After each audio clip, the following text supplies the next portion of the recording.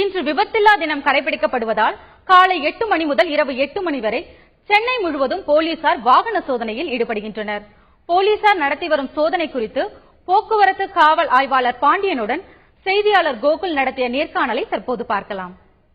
சாலைகளில் விபத்துகளை ஏற்படுவதை குறைக்கும் வகையிலும் அதனால் ஏற்படக்கூடிய உயிரிழப்புகளை தடுக்கும் வகையில் இன்றைய தினம் சென்னையில் விபத்தில்லா தினமாக சென்னை மாநகர காவல்துறை அறிவித்துள்ளது. அதன்படி காலை 8 மணி முதல் இரவு 8 மணி வரையில போக்குவரத்து போலீசாரும் சட்ட ஒழுங்கு போலீசாரும் வாகன சோதனையில் ஈடுபட்டிருக்காங்க.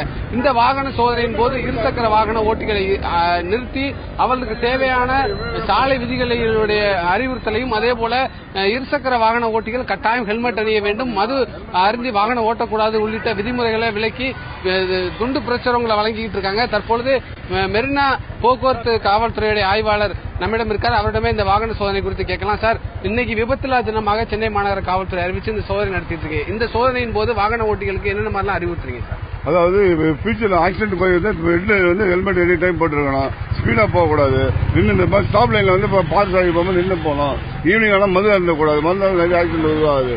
அது பைக் ரேஸ் எல்லாம் போறாங்க, ஓவர் ஸ்பீடு போறாங்க, அது பெரிய ஆபத்தாக விளைவிக்குது. அதெல்லாம் அறிவுரைப்படுத்தி அது இனிமேல் வரும் காலத்தில் இனிமேல் செய்யக்கூடாதுன்னு அறிவுறுத்தி பண்ணிருக்கோம். சாலை விதிகளை பின்பற்றாததன் மீது இன்றைய தினம் வழக்குகள் எதுவும் பதிவு செய்யும்? வழக்கு பதிவு செய்யணும், வழக்குகளை மேற்கொண்டு பதிவு செய்யணும். இது தினந்தோறும் சொல்லியிருக்கோம். இன்னைக்கு வந்து அவலம் சொல்லாமல் ஹெல்மெட் இல்லாதவங்களுக்கு வழக்கு பதிவு செய்து அனுப்பி பயன்படுற கோர்ட்டுக்கு அனுப்புவோம், கோர்ட்டு அனுப்புவோம். அதே போல வாகன ஓட்டிகளும் இன்றைய தினம் தங்களால் எந்தவித விபத்துக்கும் காரணமாக அமைய மாட்டோம், அதே போல விபத்துக்கு உள்ளாகி எங்களுக்கு எந்தவித ஒரு பிரச்சனையும் ஏற்படாமல் தங்களை காத்துக் கொள்வோம் என்ற உறுதிமொழியும் ஏற்றுக்கொண்டுள்ளனர். தந்தி செய்திகளுக்காக ஒளிப்பதிவாளர் மணிகண்டனுடன் செய்தியாளர் கோகுல்.